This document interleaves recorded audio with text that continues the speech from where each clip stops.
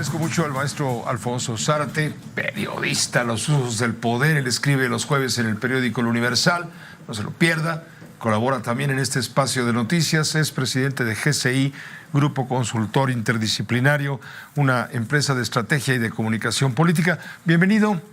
Pues el tema obliga, Marcelo Ebrard, ¿para dónde va? Si ya no lo quieren en esa casa porque lo está denunciando, dice aquí, me pican los ojos, me dan codazos y pisotones. ¿Hacia dónde va Marcelo Ebrard? Porque he estado pensando, bueno, y no estará a punto de darle portazo a lo que él considera una simulación dentro de Morena y buscar abrigo en otra casa para aparecer en la boleta como dé lugar. ¿No estará haciendo eso Ebrard? ¿No estará pensando en eso? ¿O estoy demasiado aventurado? Es demasiado especulativo, pues. Yo creo, Pepe, que en primer lugar, las denuncias que hace el ex canciller Marcelo Ebrard son realmente serias. Habla de acarreo, de uso de recursos públicos para... Monumental acarreo. Monumental acarreo. Guerra sucia, incluso se refiere a esa expresión. La utilización de la Secretaría del Bienestar para apoyar también a una candidata. Es decir, son una serie de denuncias muy serias, muy graves, pero muy extemporáneas.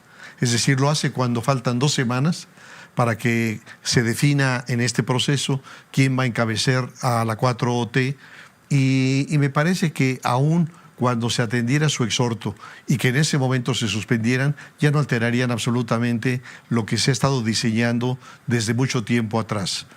Yo soy un convencido de que el presidente de la República recupera los viejos usos de los presidentes de la posrevolución, esos presidentes todopoderosos que tenían, según el maestro Jorge Carpizo, 2 atribuciones metaconstitucionales. Decía Carpizo, la primera, ser el jefe real del partido. El partido no era más que el aparato político electoral del presidente, pero el jefe era él. Y la segunda, escoger a su sucesor. Y yo creo que esto de escoger al sucesor se mantuvo a lo largo de décadas, pero no era una decisión libérrima del presidente de la República. Aún con todos sus poderes, tenía que consultar con los factores reales de poder de su tiempo. Digamos que de los 20 a los 40 del siglo pasado, con los jefes militares con mando de tropas. A partir de los 40, quizás hasta los 60, las grandes organizaciones sociales. Y a partir de los 60, los que se sumen como dueños de México.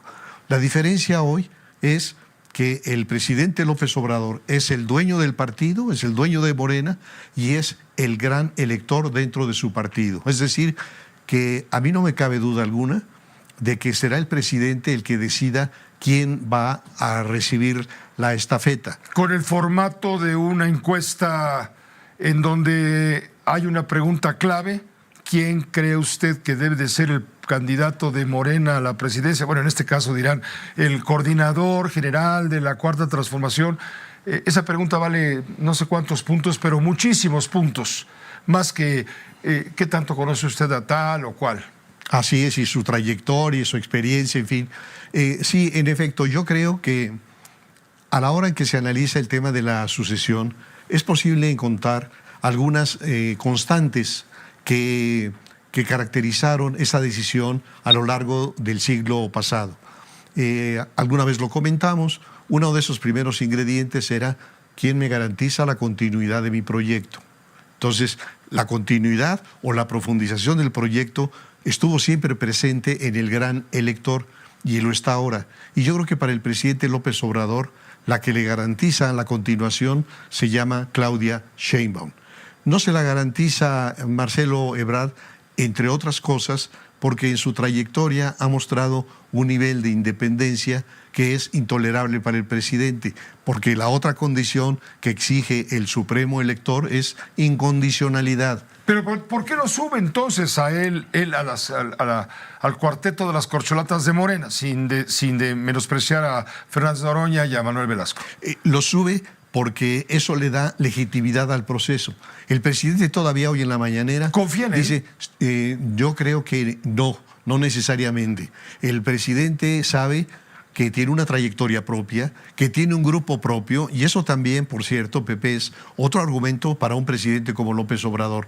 No dejarle el poder, en este caso la candidatura, a quien tiene una fuerza propia, no, que la fuerza sea derivada de mí, que yo sea el que le entregue la fuerza que yo quiera dedicarle. Entonces la participación de Marcelo, como la de Adán Augusto y la de Monreal y el resto, no sirve como para generar una cortina de humo que pretenda ocultar el dedazo. No hay duda, en mi opinión, de que esta es una elección de dedazo.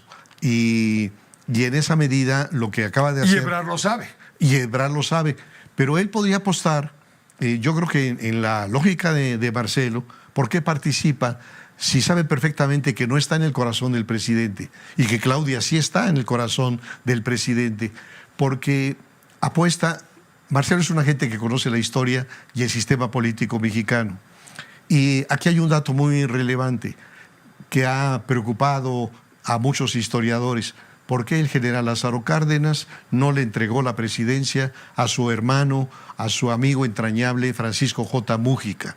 Y el propio general Cárdenas, en sus memorias y en entrevistas que hizo muchos años después, lo explicó de esta manera. Si yo ya había dejado la estructura firme, la organización de los campesinos, de los obreros, se había rescatado el petróleo, se había repartido la tierra, ya no necesitaba un radical, ya podía ser un moderado.